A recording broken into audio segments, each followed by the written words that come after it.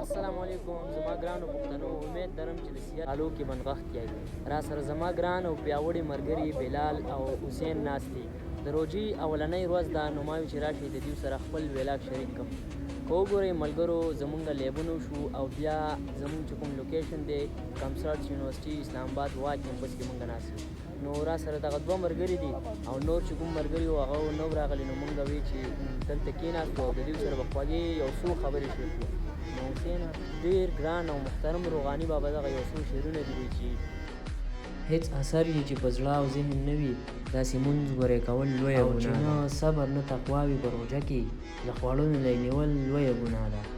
او نو ملګرو روژه چې دی دا خو یو ډېر غټه فریضه ده او په دې کې د صبر تقوا مینه محبت ورورولي امن داسې یوه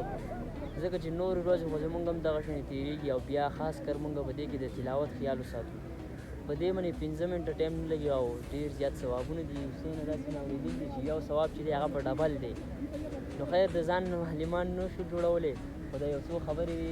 ما وایي چې دوی سره د دوی د موبایل په سکرین په شیشه شیر کړم نو حسینه ګرانه ملګرو ته به څه ویل غواړې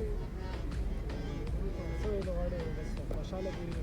دلته دي بهر دي زیاتره پښتانه چې دي هغه بهر سعودیه کې او دوی کې دي هغو ته چې خاص په د روژې مبارک چې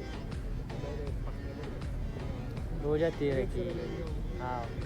بلې روژې ته خدای سلامت لري د روژې او اختر ته دې الله تعالی دغه شانې خوشحاله به آباد ساتي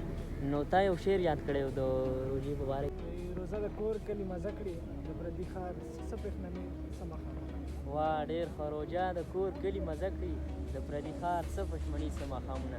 نو دغه یو شعر دی د ډېر ګران ملګري په فرمایش منتګي دی نو خیر نوم خو یې نالو خو دا شعر په دې ته ووایي چې روژه په مور او پلار ښایسته وي بې پلاره چېرته روژه ماتې خونې کوي نو ملګرو څوک چې د مور او پلار سره یا په کلي کې په نور ځونو کې یا په مسافرۍ کې نو هغو ته خاص کر دا ویلاګ هغو دپاره دی نو ډېره مینه او مننه د خپل خیال ساتئ او د بل ویلاګه پورې اوسئ د الله په امان